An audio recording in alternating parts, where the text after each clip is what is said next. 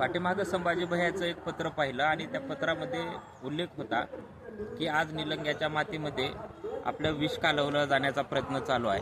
त्याचबरोबर गडीच्या पोटामध्ये पोटसूळ सुरू झाली असं एक आव्हानपर पत्र संभाजी भैयाचं मी वाचलं आणि पाहिलं खरंच आपण एकदा निलंग्याला जाऊन पाहावं आणि निलंग्याचा किती विकास संभाजी भैयाने केलाय की दुसऱ्याच्या पोटामध्ये सुद्धा पोटसूळ सुरू होईल इतका विकास केलाय का। म्हणून आज प्रभाग क्रमांक 4 मध्ये पोलीस स्टेशनच्या पाठीमागल्या बाजूला आम्ही आलेलो आहोत।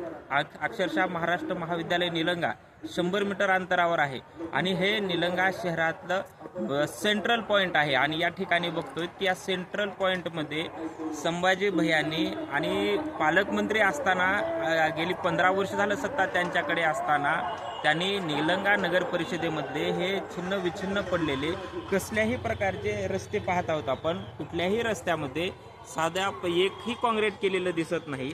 म्हणजे खऱ्या अर्थानं इथल्या नागरिकांना जाणून बुजून अडवण्याचं काम, टक्केवारी घेण्याचं काम संभाजी भैयाच्या माध्यमातून ह्या नगर परिषदेमध्ये दिसत आहे। म्हणून संभाजी भैयानं गडीवर बोलण्यापेक्षा मला वाटतं की त्याने ह्या विकासावर बोलणं जास्त महत्त्वाचं आहे। इथले नागरिक प्रचंड मोठ्या प्रमाणात त्रस्त झालेले आहेत, तरीसुद्धा संभाजी भैया मात्र लोक विकासाचं बोलत आहेत, हे गडीचं बोलत आहेत। लोक रस्ते करा म्हणून सांगत आहेत, हे गडीवर भात करत आहेत। लोक नाल्या करा म्हणून सांगत आहेत, तर हे आता लातूरचे माणसं जळत आहेत म्हणून सांगत आहेत।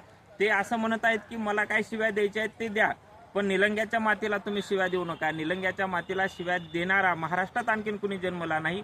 मुळात तुम्हाला कुणीही शिव्या देत नाही, उलट तुमची प्रवृत्ती हीच मात्र आमच्या लक्षात येते की तुमची प्रवृत्ती ही विकासाची नाही तर दुसऱ्याला नावं ठेवण्याची आहे। म्हणून नावं ठेवण्याची ही तुमची प्रवृत्ती आता बदलली पाहिजे। म्हणून निलंग्याच्या जनतेने सुद्धा आता ठरवलेलं आहे यावेळेस परिवर्तन अटळ करायचं।